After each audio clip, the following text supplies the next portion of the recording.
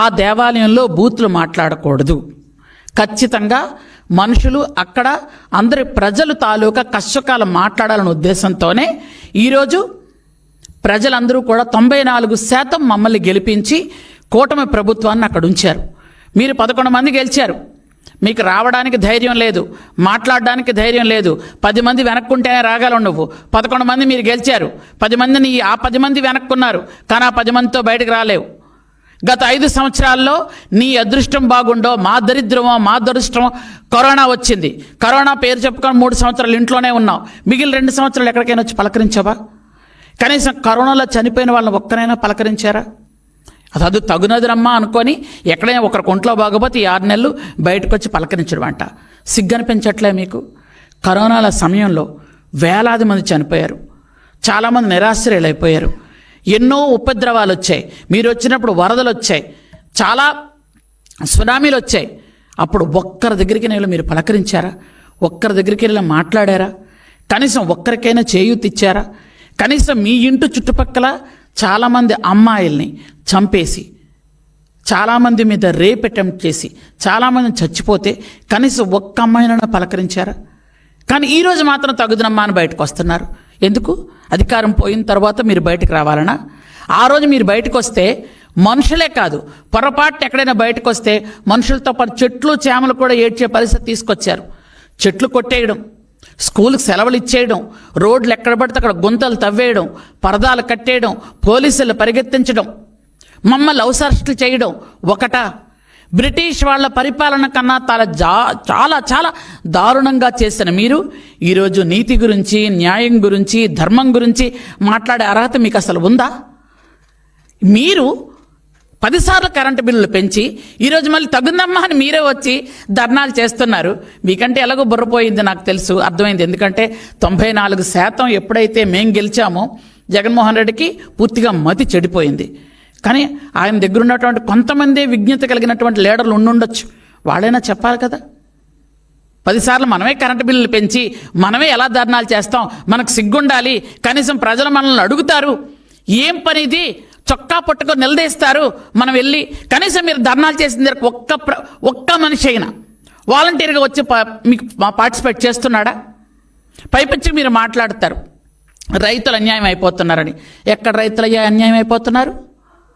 చంద్రబాబు నాయుడు గారి పరిపాలనలో రైతులకి ధాన్యం కొనుగోలు కేంద్రంలో ఇచ్చినటువంటి రైతుకి 3 గంటల్లో కూడా డబ్బులు పడిన రైతులు ఉన్నారు.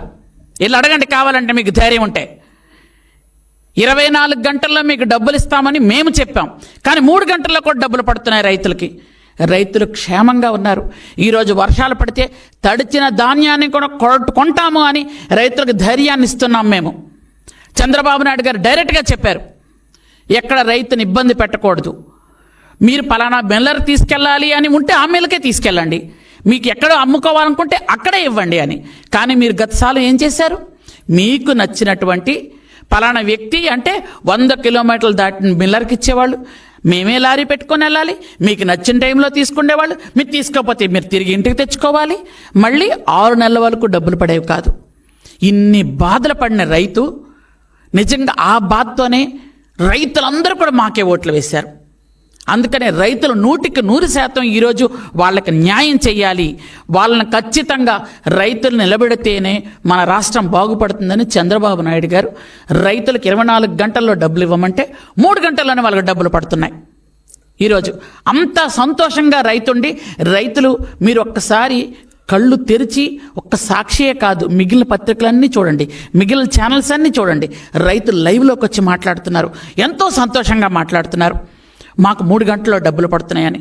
రైతుల మీద మీరు మొసరు కన్నీరు కారుస్తారా? మీకు అసలు కొంచెం కూడా అనుమానం లేదా? కొంచెం కూడా మనస్సాక్షి లేదా?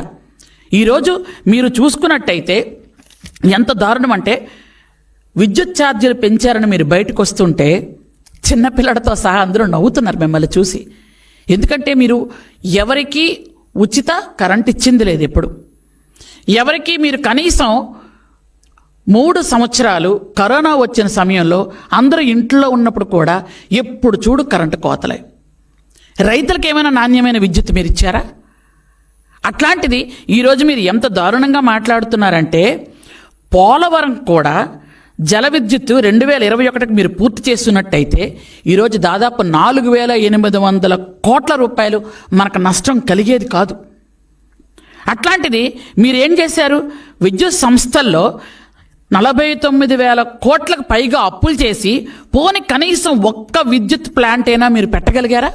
ఒక్కటైనా. మీకు ఎప్పుడు దోచుకోవడం తినేయడమే కదా. మీ విజయసాయిరెడ్డి నాసిరకమైనటువంటి బొగ్గును సరఫరా చేయడం వల్ల ఈరోజు మనకేమైంది?